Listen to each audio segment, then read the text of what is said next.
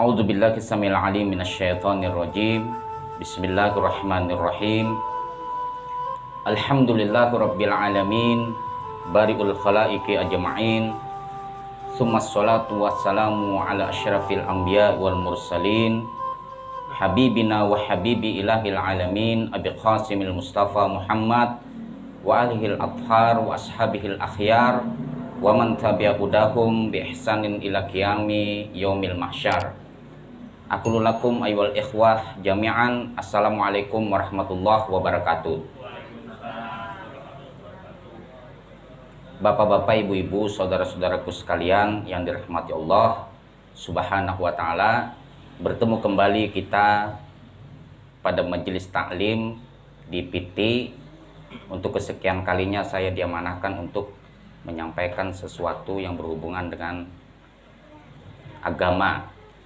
Dan majelis ini sungguh kita yakini memiliki sebuah keutamaan, kemuliaan, di mana banyak sekali riwayat mengatakan ketika kita duduk dalam satu majelis membicarakan tentang kebaikan, berzikir kepada Allah Subhanahu wa taala, membaca Al-Qur'an dan ta'lim atau mempelajari dari ilmu-ilmu Allah Subhanahu wa taala dan bersolawat kepada Rasulullah sallallahu alaihi wasallam, maka majelis itu diliputi oleh ribuan para malaikat yang mendoakan kita semua.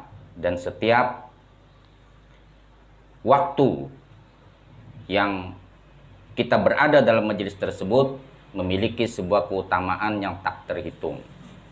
Bahkan Rasulullah sallallahu alaihi wasallam mensifati seorang man kharaja, barang siapa yang keluar untuk menuntut ilmu, maka dia berada di jalan Allah Subhanahu wa taala hatta yarji'a, sampai dia pulang. Itu yang disampaikan dari sabda mulia Nabi kita Muhammad sallallahu alaihi wasallam. Kemudian sebelumnya saya mohon maaf, ulun minta maaf banyak-banyak karena macet tadi. Nah, tapi alhamdulillah dengan tidak mengurangi kemuliaan kita untuk bertemu, maka hari ini kita bersama-sama akan membahas beberapa hal. Yang saya mulai pembahasan ini dengan sebuah ayat Al-Qur'anul Karim yang terdapat dalam surah Al-Ankabut ayat 2. A'udzu billahi minasyaitonir rajim. Bismillahirrahmanirrahim. Ahasiban nasu ayyutraku ayyakulu amanna fahum la yuftanun.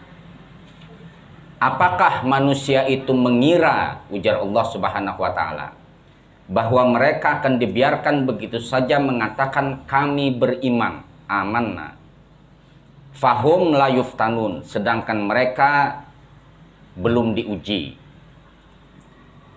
Ikhwan dan akhwat sekalian, kehidupan manusia, jika kita melihat dan merujuk pada ayat ini, surah Al-Ankabut ayat 2 ini adalah perjuangan. Jihad. Jihad itu bukan hanya berperang, jihad itu pengertiannya luas. Termasuk kita bersama-sama membantu orang dan kita mencari nafkah untuk keluarga, itu juga jihad. Dan jihad itu bukan hanya berperang. Kalau perang itu bahasa dalam Al-Qur'annya qital ya. Kalau jihad itu pengertiannya sangat luas sekali. Nah, berhubungan dengan ayat ini, ternyata kehidupan manusia ini adalah perjuangan. Layaknya sebuah perjuangan, maka diperlukan kesungguhan dan kesabaran dalam menjalani kehidupan ini.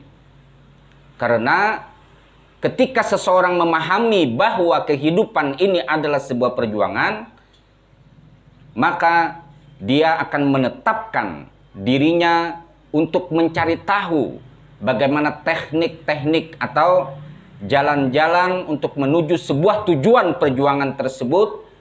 Maka jalan yang akan dilalui bagi kehidupan perjuangan yang dilakukan oleh segenap manusia segenap hamba Allah Subhanahu wa taala adalah dia akan menemui jalan yang berliku. Ibarat seseorang mendaki sebuah gunung, jika dia itu mau menjadi seorang pendaki ulung, dia harus mempelajari teknik-teknik mendaki gunung tersebut. Dan apa-apa saja rintangan yang akan terjadi jika dia melakukan pendakian gunung itu.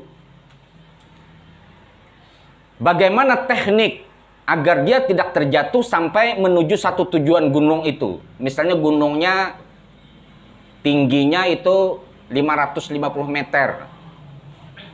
Dia harus menguasai dulu, ada ilmunya untuk menuju satu tujuan. Jangan sampai ketika dia mendaki gunung tersebut, di pertengahan jalan, bahkan di perempatan jalan saja, dia sudah capek, bahkan terjatuh.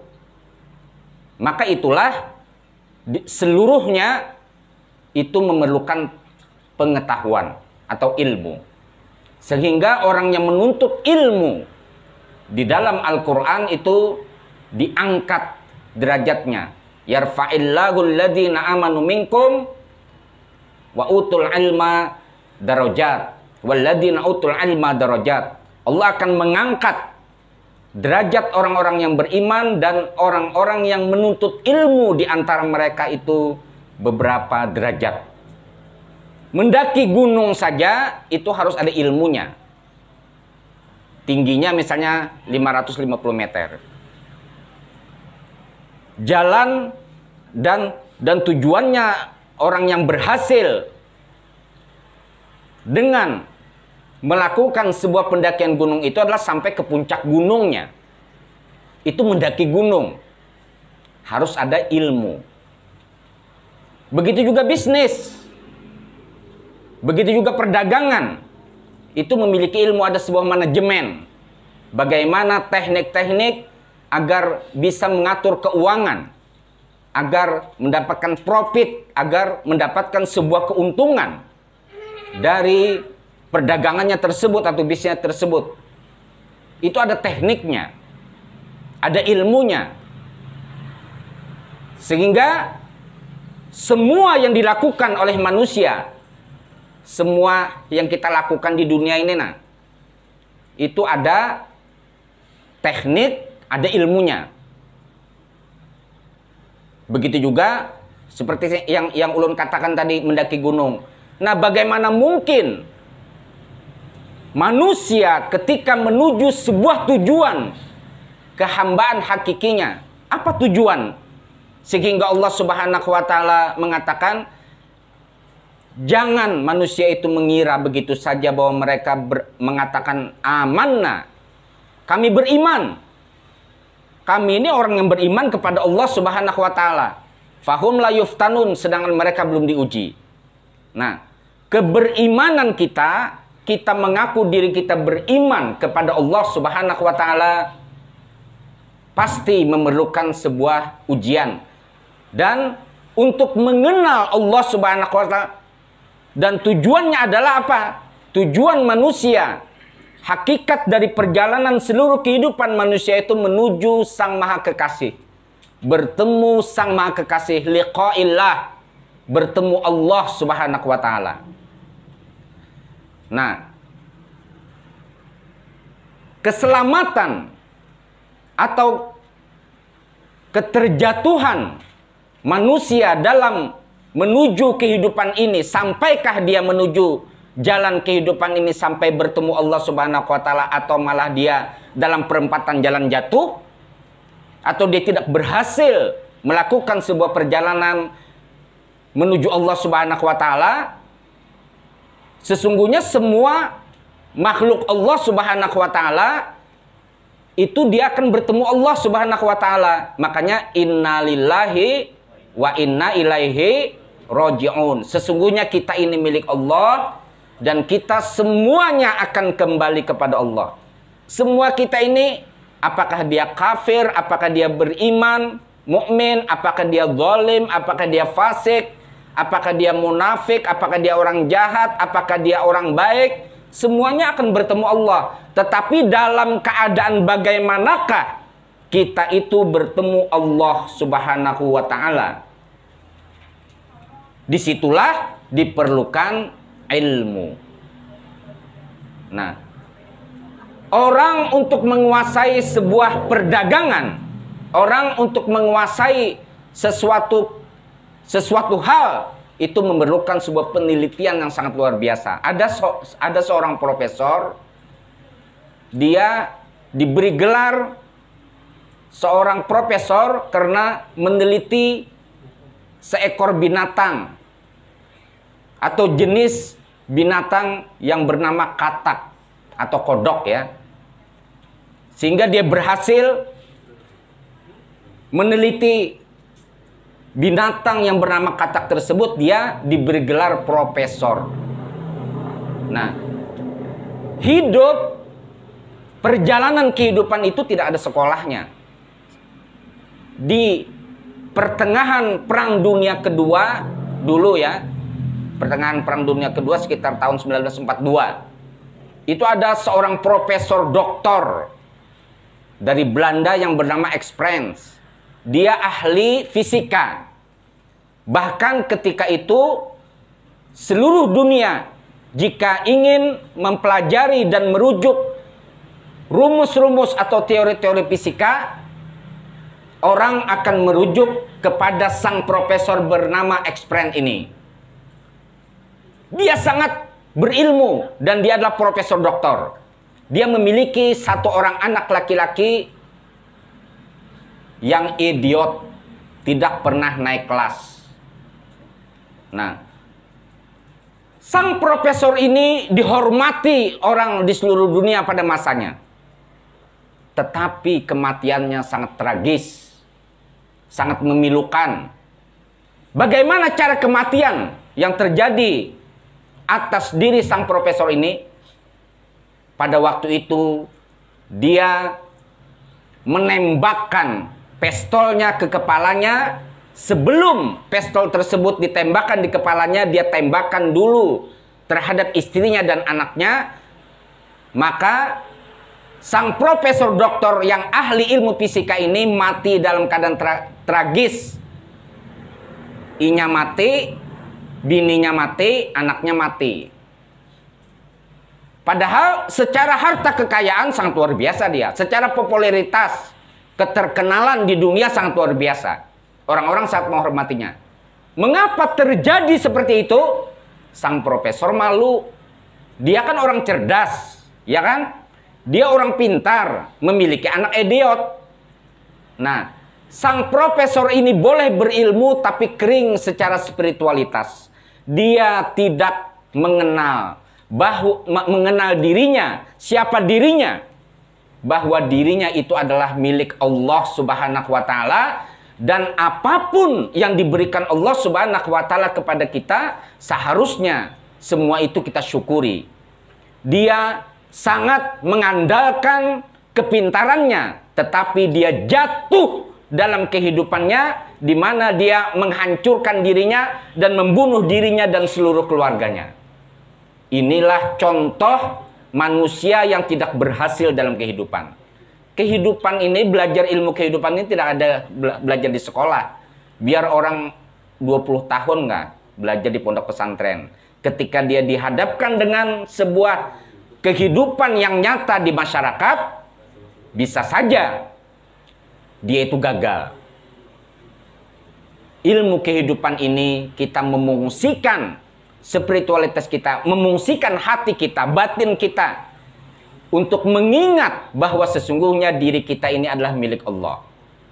Oleh karenanya, kita pun juga harus mengenal Allah. Bagaimana teknik-teknik mengenal Allah Subhanahu wa ta'ala. Di antara riwayat yang banyak mengatakan terhadap kita untuk berhasil menuju Allah Subhanahu wa ta'ala adalah dekat dengan orang-orang soleh, dekat dengan wali-wali Allah Subhanahu wa ta'ala.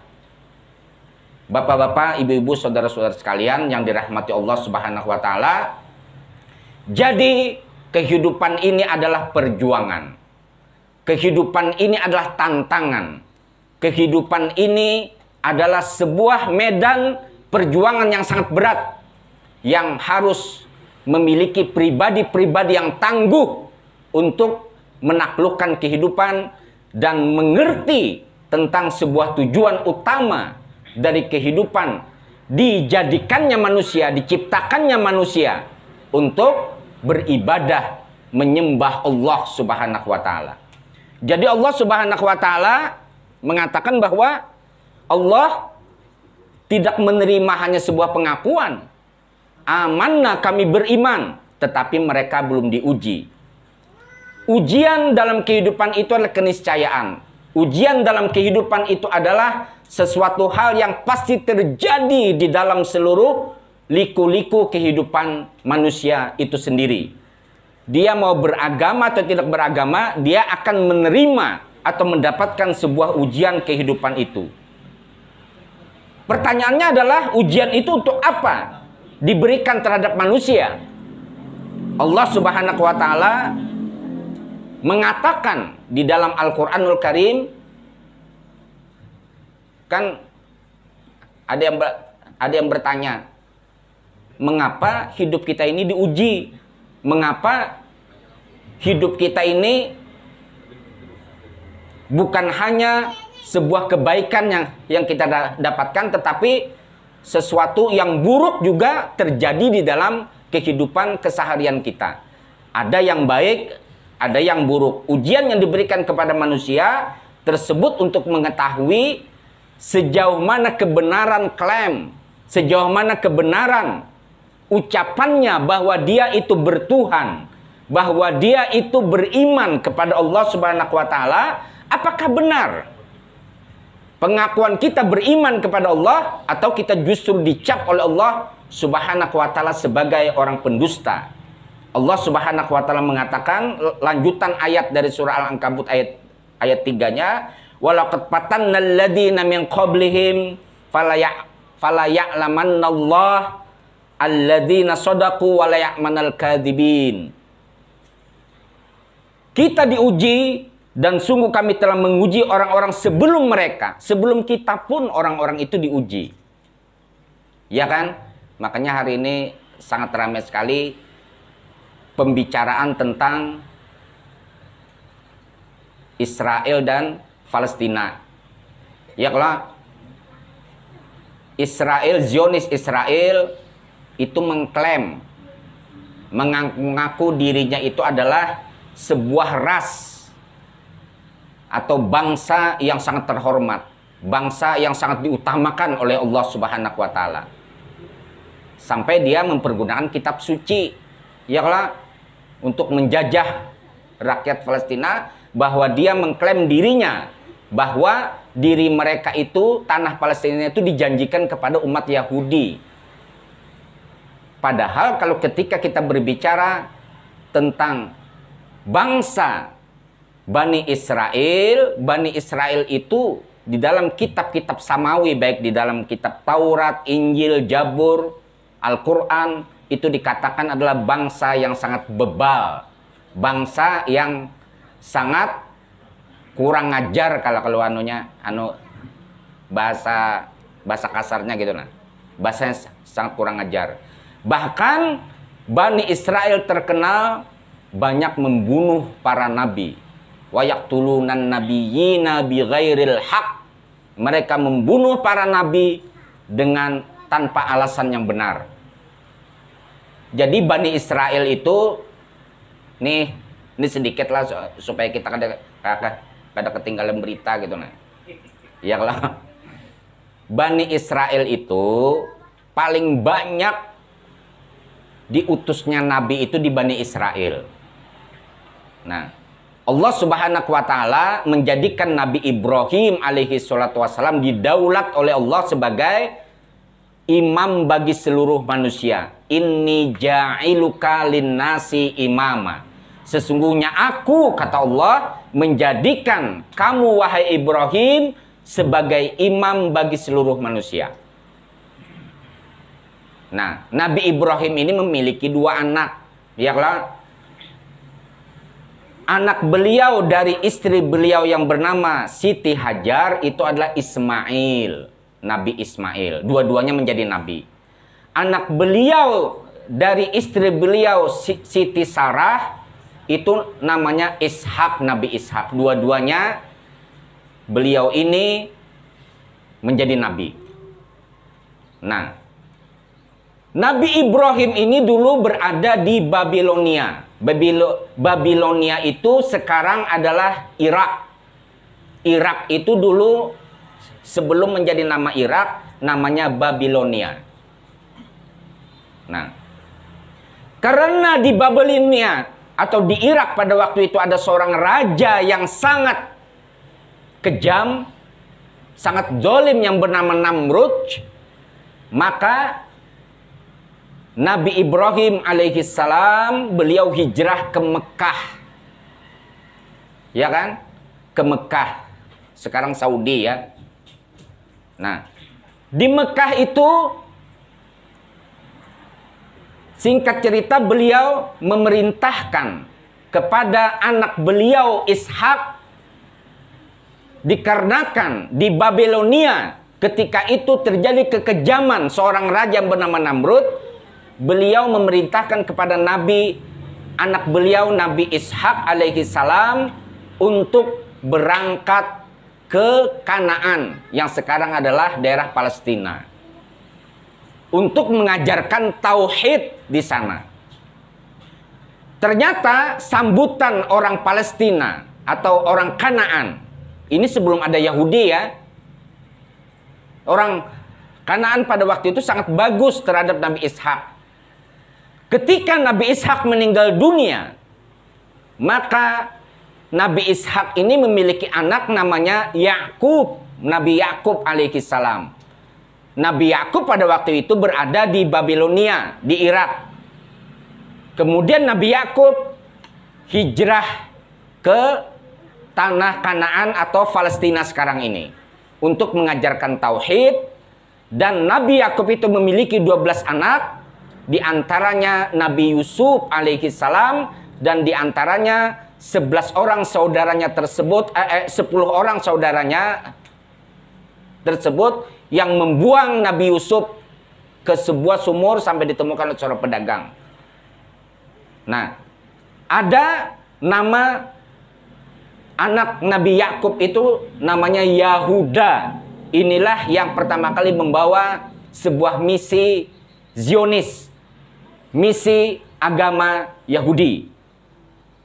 Nah, agama Yahudi itu diambil dari seorang nama anak Nabi Yakub.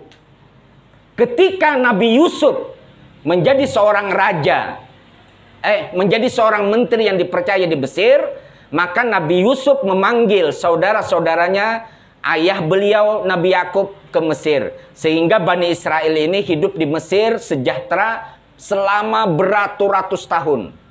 Karena kehormatan Nabi Yusuf alaihi salatu wassalam, sampai pada waktu ketika itu bangsa Mesir dipimpin oleh Fir'aun yang membunuhi anak-anak laki-laki Bani Israel, maka tampillah Nabi Musa alaihi salam untuk melawan kekejaman Fir'aun. Kemudian setelah itu Bani Israel diajak berjuang. Tetapi Bani Israel yang mau ikut Nabi Musa itu sedikit orangnya. Misalnya kalau jumlahnya 10.000 paling sekitar 100 orang. Bahkan di dalam sejarah itu tidak sampai 100 orang yang setia kepada Nabi Musa.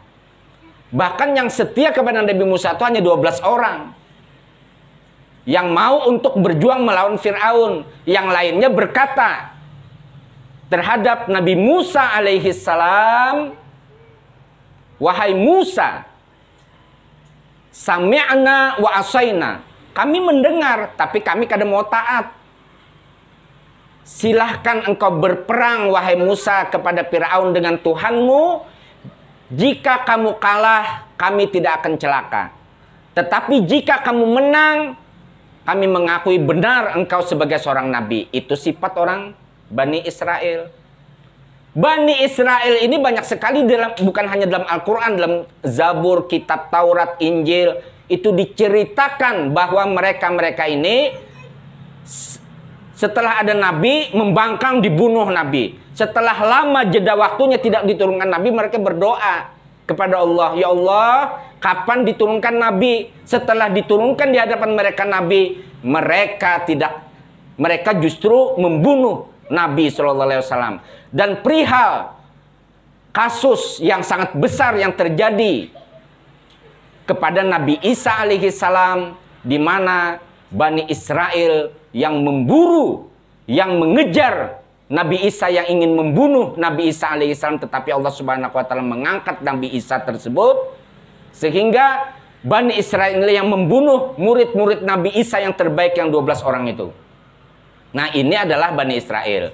Kemudian anak Nabi Ibrahim yang lain adalah Ismail. Itulah keturunan yang akan melahirkan Bani Hashim, yaitu melahirkan Nabi Muhammad sallallahu alaihi wasallam.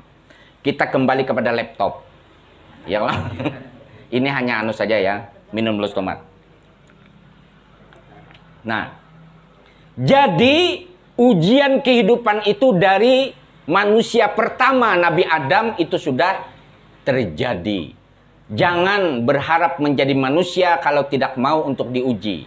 Untuk menjadi manusia saja tidak usah beragama, seseorang pasti akan menemukan sebuah ujian.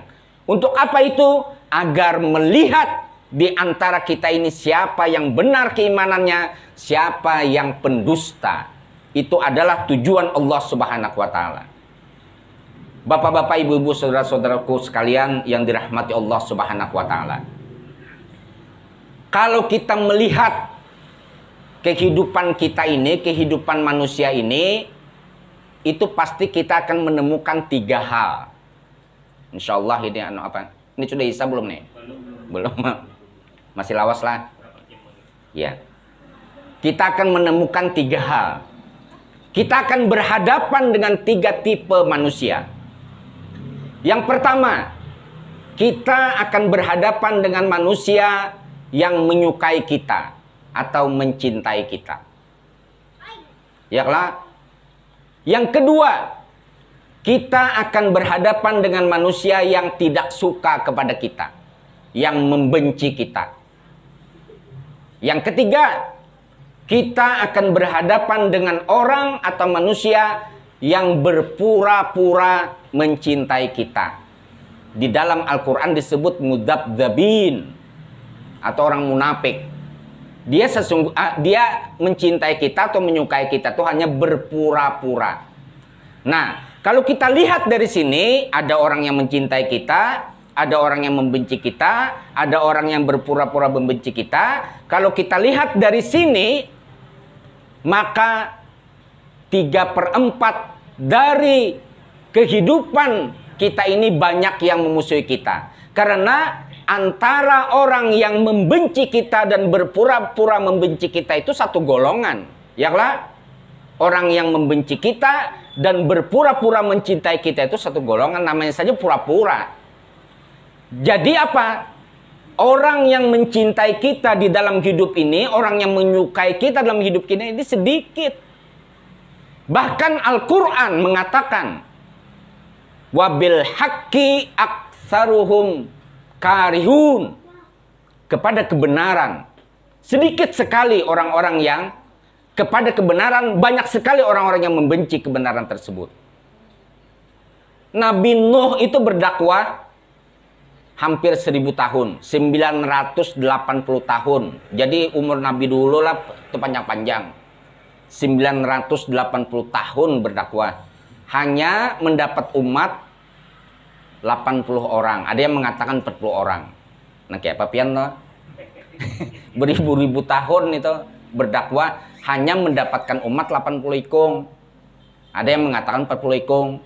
Sampai Allah Subhanahu wa taala mengirim badai tsunami yang sangat besar, tsunami yang sangat besar, banjir besar, yang selamat hanya orang yang ikut terhadap bahtera Nabi Nuh alaihi salatu wassalam. Jadi dalam hidup ini banyak orang yang tidak suka terhadap kita. Jadi hidup ini jangan kagetan, hidup ini jangan merasa kaget kok aku sudah baik dan kayak ini, tapi banyak aja orang yang tidak suka kepadaku. Iyalah, aku sudah ke majelis taklim, aku sudah menyumbang masjid, aku sudah menyantuni anak yatim seberatan, tapi banyak orang yang tidak suka terhadapku. Nah, bila terjadi demikian, maka kita akan kembali kepada sejarah orang-orang soleh, para nabi. Nabi itu baiknya bukan main. Sayyidul wujud, penghulu dari segala keberadaan, penghulu segala nabi dan rasul. Tetapi banyak orang yang ingin membunuh Nabi Shallallahu Alaihi Wasallam. Bukan beliau tidak baik, mungkin karena iri dengkinya, mungkin karena ada perasaan bahwa kehormatan yang tadinya orang tersebut dihormati karena keberadaan Nabi Muhammad SAW akan hilang kehormatannya, maka ada hasad dalam dirinya, kedengkian, dia membenci Nabi Shallallahu Alaihi Wasallam. Nah, jadi jangan aneh. Berarti kehidupan kita klop. Lebih banyak orang yang membenci kita daripada yang mencintai kita. Lebih-lebih ketika kita itu istiqomah, berada dalam kebenaran, berada di dalam sebuah kebaikan, maka kita akan mendapatkan sesuatu hal, kita akan mendapatkan orang-orang yang tidak suka terhadap kita. Rasulullah Shallallahu Alaihi Wasallam bersabda, "Man ahabballah," ini ya, "Man ahabballah fasta'id bil bala." Barang siapa yang mencintai Allah, bersiap-siaplah dengan bala. Bala yang dimaksud di sana adalah ujian. Barang siapa yang mencintai Allah Subhanahu wa ta'ala, bersiap-siaplah dengan ujian. Waman ahabbani fasta'id bil faqri. Barang siapa yang mencintaiku, yaitu mencintai Rasulullah Sallallahu Alaihi Wasallam, bersiap-siaplah dengan kefakiran. Maksudnya kefakiran di sini bukan kefakiran lahiriah, tetapi kefakiran di dunia spiritual. Jadi dunia batin kita ini harus kita jadikan diri kita ini seorang fakir. Wa ana abdukad dhaif ad-dalil al-hakir al-fakir al-miskin al-mustaqin. Kita harus menjadikan diri kita ini di hadapan Allah Subhanahu wa ta'ala menjadi seorang hamba yang lemah, seorang hamba yang hina, seorang hamba yang fakir, seorang hamba yang bergantung kepada tuannya, seorang hamba yang hina. Jangan sampai sebaliknya kita mengaku sebagai manusia atau hamba yang gagah, hamba yang super, hamba yang kuat. Bukan begitu. Tetapi ketika kita di hadapan Allah Subhanahu wa ta'ala, kita harus menjadi seorang yang merendahkan diri kita kepada Allah Subhanahu wa ta'ala. Artinya apa? Orang yang mencintai Rasulullah Sallallahu Alaihi Wasallam, Rasulullah mengatakan bersiap-siaplah dengan kefakiran. Artinya kita harus berbaju dengan membusanai diri kita dengan busana kefakiran. Artinya kita harus menjadikan diri kita ini adalah hamba yang sangat bergantung kepada Allah Subhanahu wa ta'ala. Karena Allah Subhanahu wa ta'ala sangat suka kepada hamba yang merendahkan diri kepada Allah Subhanahu wa ta'ala. Dan Allah tidak menyukai orang-orang yang sombong dan orang-orang yang membanggakan dirinya sebagai seorang hamba. Yang ketiga, man ahabba waliyan fasta'id bil a'da. Barang siapa yang mencintai wali Allah Subhanahu wa ta'ala, orang-orang soleh, bersiap-siaplah dengan musuh. Artinya apa? Karena orang yang mencintai wali Allah Subhanahu wa ta'ala berarti dia berada di pihak kebenaran, dan musuhnya adalah pihak kebatilan. Kalau kita hitung di dunia ini, manusia berjumlah 7 miliar. Sekarang ini 7 miliar lebih. Yang menyembah lebih banyak yang menyembah Allah atau lebih banyak yang tidak menyembah Allah Subhanahu wa taala dari 7 miliar ini. Sensus 7 miliar ini lebih banyak orang yang membangkang Allah Subhanahu wa taala daripada orang yang berada di jalan Allah Subhanahu wa taala. Berarti dunia ini mayoritasnya dihuni oleh orang-orang yang membangkang kepada Allah Subhanahu wa taala. Di mana kita berposisi? Posisi kita berada di manakah? Posisi kita, apakah kita berada dalam satu jalan istiqomah melakukan satu kehambaan kita kepada Allah Subhanahu wa taala, sekalipun kita dikelilingi oleh orang-orang yang membenci jalan kebenaran tersebut. Jadi orang yang mencintai wali Allah Subhanahu wa taala, orang yang mencintai para ulama, orang yang mencintai orang-orang soleh, maka dia bersiap-siap dengan musuh-musuh Allah Subhanahu wa taala. Artinya banyak yang membenci kita. Jangan kaget. Nah, mengapa hal yang demikian ini perlu disampaikan terhadap kita semua supaya kita itu tidak kaget. Jangankan kita, nabi yang jelas-jelas maksum, nabi yang jelas-jelas itu dijamin masuk surga, nabi yang jelas-jelas itu dijaga oleh Allah Subhanahu wa taala, nabi yang jelas-jelas semua perkataannya itu adalah benar, nabi yang jelas-jelas semua yang dilakukannya itu tidak lain dan tidak bukan adalah kebenaran, masih banyak yang membenci mereka. Asyaddul bala'ul anbiya. Sekeras-keras cobaan adalah cobaan para nabi dan rasul, lebih-lebih Nabi Muhammad sallallahu alaihi wasallam, di mana 13 tahun Nabi Muhammad sallallahu alaihi wasallam itu dibaikot oleh orang musyrik Quraisy, sampai beliau selama 6 bulan berada di Syi'ib Abi Thalib, di kebunnya Abi Thalib, Bani Hashim. Ketika itu Nabi Muhammad sallallahu alaihi wasallam beserta Bani Hashim hanya memakan dedaunan. Sampai beliau hijrah ke Madinah. Itu selama 13 tahun di Mekah, 10 tahun di Madinah. 10 tahun di Madinah, apakah habis ujian kepada Nabi Muhammad? Orang-orang Yahudi berkoalisi dengan bangsa Arab untuk membunuh Nabi Muhammad sallallahu alaihi wasallam. Di Madinah itu, sebelum Nabi Muhammad hijrah ke Madinah itu, di Madinah itu sudah ada orang Yahudi 500 tahun lebih sebelum Nabi Muhammad SAW itu lahir, dinamakan Yahudi Khaybar, ya kan? Sampai dalam sejarah pada waktu itu Yahudi ini mempengaruhi orang-orang Arab, berkoalisi, membuat sebuah kekuatan, berkoalisi dengan orang-orang Arab kafir Quraisy Mekah untuk membaikot Nabi Muhammad di Madinah, bahkan sampai pada ingin membunuh Nabi Muhammad SAW.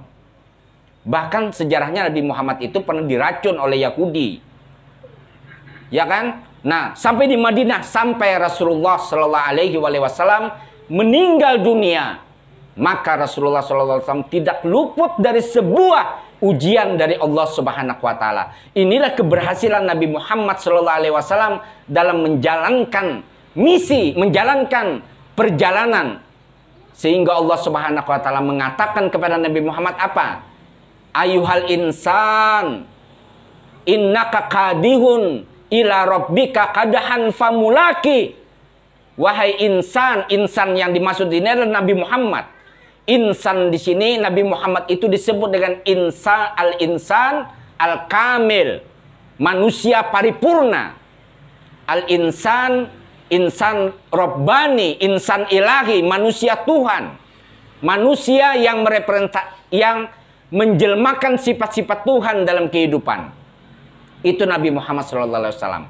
Sampai dipanggil oleh Allah Subhanahu wa taala, ayyuhal insan, innaka, sesungguhnya engkau wahai Muhammad, kadihun ila rabbika, engkau terus berjalan dengan seluruh ujian, halangan, rintangan, jalan yang terjal menuju Allah Subhanahu wa taala. famulakih, kemudian engkau bertemu dengan Tuhanmu.